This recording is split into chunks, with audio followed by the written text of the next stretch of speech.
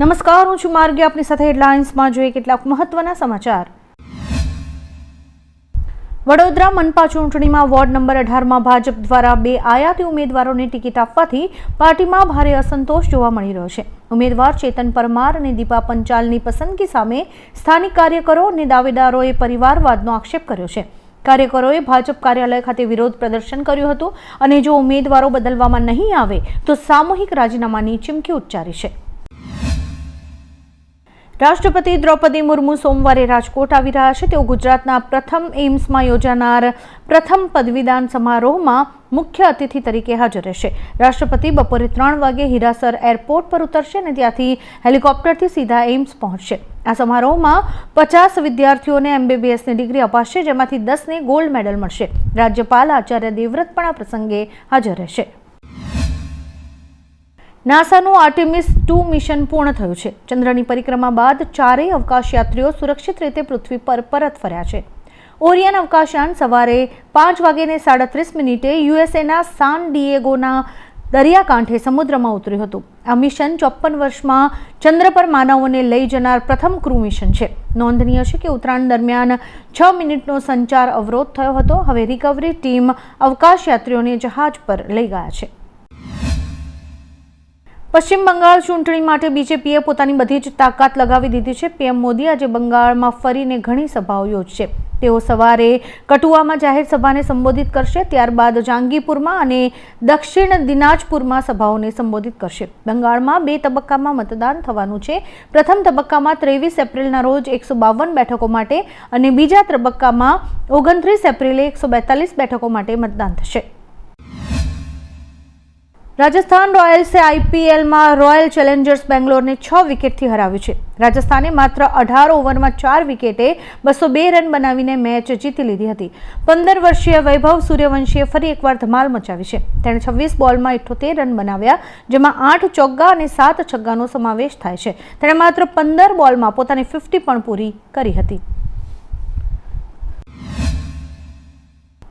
America અને ઇઝરાયેલે ઈરાનમાં વ્યાપક વિનાશ વેર્યો છે. એક અહેવાલ મુજબ દેશભરમાં 1,25,000થી વધુ નાગરિક સ્થળોને અસર થઈ છે, જેમાં ઘરો, દુકાનો અને 23,500થી વધુ વ્યાપારી સંસ્થાઓનો સમાવેશ થાય છે. હોસ્પિટલ્સ, ફાર્મસીસ, લેબ અને ઇમરજન્સી કેન્દ્રો સહિત 339 તબીબી સુવિધાઓને પણ નિશાન બનાવાઈ છે. કમોસમી વરસાદનો રાઉન્ડ પૂરો થતાની સાથે જ રાજ્યમાં ગરમીનો પારો વધ્યો છે. હવામાન વિભાગે ઉત્તર ગુજરાત અને કચ્છમાં મહત્તમ પારો વધવાની શક્યતા વ્યક્ત કરી છે.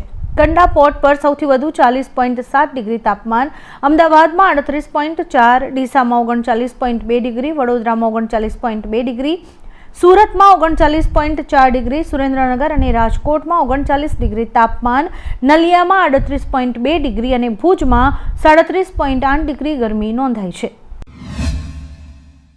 અમેરિકી રાષ્ટ્રપતિ ડોનાલ્ડ ટ્રમ્પે જણાવ્યું છે કે જો ઇસ્લામાબાદમાં અમેરિકા અને ઈરાન વચ્ચેની વાતચીત નિષ્ફળ જાય છે તો અમેરિકા હુમલો કરવા માટે સંપૂર્ણપણે તૈયાર છે. તેમણે કહ્યું કે અમેરિકાના યુદ્ધ જહાજોને ઝડપથી નવીનતમ અને અદ્યતન શસ્ત્રોથી ભરપૂર કરવામાં આવી રહ્યા છે, જેથી જ્યારે જરૂર પડે ત્યારે તેઓ ઈરાન પર હવાઈ હુમલો કરી શકે. વધુમાં ટ્રમ્પે કહ્યું કે આગામી 24 કલાકમાં સ્પષ્ટ થઈ જશે કે વાતચીત સફળ થશે કે નહીં. કુવૈત પર ગુરુવારે રાત્રે મોટો ડ્રોન હુમલો થયો છે. કુવૈતે આ હુમલા માટે ઈરાનને દોષી ગણાવ્યું છે. સાઉદી અરેબિયાએ તાજેતરના હુમલામાં તેને એક મુખ્ય તેલ પાઇપલાઇનને થયેલા નુકસાનનો પણ સ્વીકાર કર્યો છે. કુવૈતના વિદેશ મંત્રાલયે રાજ્ય સમાચાર એજન્સી KUNA દ્વારા એક નિવેદનમાં જણાવ્યું હતું કે ડ્રોન હુમલામાં દેશના કેટલાક સૌથી મહત્વપૂર્ણ સ્થાપનોને નિશાન બનાવાયા હતા. IDFએ જાહેરાત કરી છે કે તેમણે લેબનોનમાં 1 મિનિટમાં 180 હિઝબુલ્લાહ આતંકવાદીઓને મારી નાખ્યા છે. વધુમાં કહ્યું કે તેમણે ઉચ્ચ ગુણવત્તાની ગુપ્ત માહિતીને આધારે 3 વિસ્તારોમાં 100 લક્ષ્યો પર એકસાથે હુમલા કર્યા અને બેરૂત, બેકા અને દક્ષિણ લેબનોનમાં હિઝબુલ્લાહ દ્વારા ઉપયોગમાં લેવાતા મુખ્ય કમાન્ડ સેન્ટર્સ અને લશ્કરી માળખાનો નાશ કર્યો છે. હુમલાઓ નાગરિકોને નુકસાન પહોંચાડ્યા વિના કરાયા હતા. સની દેઓલ ફરી એકવાર ધમાલ મચાવવા આવી રહ્યા છે. સની દેઓલ ટૂંક સમયમાં ડાયરેક્ટર નાગેશ ભટ્ટ સાથે જોડાશે. જાણકારી અનુસાર ફિલ્મનું નામ લખન રાખવામાં આવ્યું છે. આ એક ધમાકેદાર એક્શન થ્રિલર ફિલ્મ હશે, જેમાં હાઈ એનર્જી એક્શન સીન જોવા મળશે. શૂટિંગ ઓક્ટોબરમાં શરૂ થવાનું છે. હાલમાં સની દેઓલ ફિલ્મ લાહોર 1947માં જોવા મળશે, જે આ વર્ષે ઓગસ્ટમાં રિલીઝ થશે. લેબનોન પર હુમલા બંધ ન થાય ત્યાં સુધી ઈરાન વાટાઘાટોના ટેબલ પર બેસશે નહીં. ઇસ્લામાબાદમાં અમેરિકા સાથે શાંતિ બેઠક પહેલા તેહરાને આ ચેતવણી આપી હતી. ઈરાને તેની પૂર્વ શરતો પૂરી કરવાની પણ માંગ કરી છે. ઈરાની સંસદના સ્પીકર મોહમ્મદ બાઘેર ગાલિબાફે એક્સ પર લખ્યું કે અમારી 2 શરતો હજુ સુધી પૂરી નથી થઈ. પ્રથમ, લેબનોનમાં યુદ્ધ બંધ થવું જોઈએ અને ઈરાન પરના પ્રતિબંધો હટાવવા જોઈએ. આ શરતો પૂરી થયા બાદ જ તેઓ શાંતિ બેઠકમાં ભાગ લેશે. અમરેલી જિલ્લામાં ફરી એકવાર ભૂકંપના આંચકા અનુભવાયા છે. અમરેલીમાં આજે સાવરકુંડલા તાલુકાના મિતિયાળા પંથકમાં 2.5ની તીવ્રતાનો ભૂકંપનો આંચકો અનુભવાયો છે. આંચકો આવતા લોકો ઘરની બહાર દોડી આવ્યા હતા. ગાંધીનગર સ્થિત સિસ્મોલોજી રિસર્ચ સેન્ટર દ્વારા આ આંચકાની સત્તાવાર પુષ્ટિ કરાઈ છે. ભૂકંપનું કેન્દ્ર બિંદુ અમરેલીથી 42 કિલોમીટર દૂર નોંધાયું છે. ભારતમાં આજે પેટ્રોલ અને ડીઝલના ભાવ સ્થિર છે. દિલ્હીમાં પેટ્રોલનો ભાવ 94.77 રૂપિયા પ્રતિ લીટર અને ડીઝલનો ભાવ 87.67 રૂપિયા પ્રતિ લીટર છે. અમદાવાદમાં પેટ્રોલનો ભાવ 94.44 રૂપિયા પ્રતિ લીટર અને ડીઝલનો ભાવ 90.11 રૂપિયા પ્રતિ લીટર છે. સુરતમાં પેટ્રોલનો ભાવ 94.70 રૂપિયા પ્રતિ લીટર અને ડીઝલનો ભાવ 90.39 પ્રતિ લીટર છે. રાજકોટમાં પેટ્રોલનો ભાવ 94.97 રૂપિયા પ્રતિ લીટર અને ડીઝલનો ભાવ 90.66 રૂપિયા પ્રતિ લીટર છે. આજે ઇસ્લામાબાદમાં એક ઐતિહાસિક બેઠક યોજાવા જઈ રહી છે. જોકે આ બેઠક પહેલા ટ્રમ્પે ઈરાન સામે કડક વલણ અપનાવતા ગંભીર ચેતવણી આપી છે. ટ્રમ્પે કહ્યું કે વ્યાપારિક દ્રષ્ટિએ અતિ મહત્વના એવા હોર્મુઝ સ્ટ્રેટને કોઈ પણ કિંમતે બંધ નહીં થવા દેવાય. વધુમાં ટ્રમ્પે દાવો કર્યો છે કે ઈરાન લશ્કરી રીતે યુદ્ધ હારી ગયું છે અને હવે અમારો ધ્યેય આ માર્ગને સંપૂર્ણપણે ખુલ્લો રાખવાનો છે.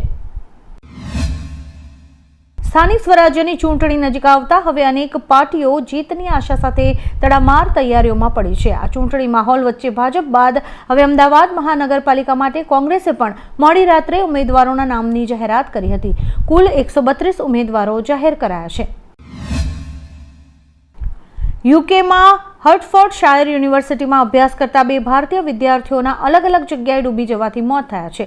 મૃતકોમાં એક વિદ્યાર્થી મુંબઈનો હતો જ્યારે કે બીજો આંધ્રપ્રદેશનો હતો.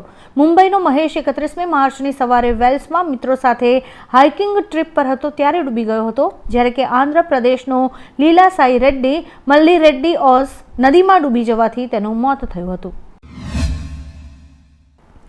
એલપીજી સંકટ વચ્ચે સરકારે પ્રવાસી કામદારોના હકમાં એક મહત્વપૂર્ણ નિર્ણય લીધો છે. સરકારે ઓળખ કાર્ડ વગર જ કામદારોને નાના સિલિન્ડર પૂરા પાડવાની મંજૂરી આપી છે. મંત્રાલયે જણાવ્યું છે કે પ્રવાસી કામદારો અથવા જેઓ અન્ય શહેરથી બીજા શહેરમાં આવ્યા છે તેઓ હવે ઓળખ કાર્ડ વગર જ 5 કિલોગ્રામ ગેસ સિલિન્ડર મેળવી શકશે.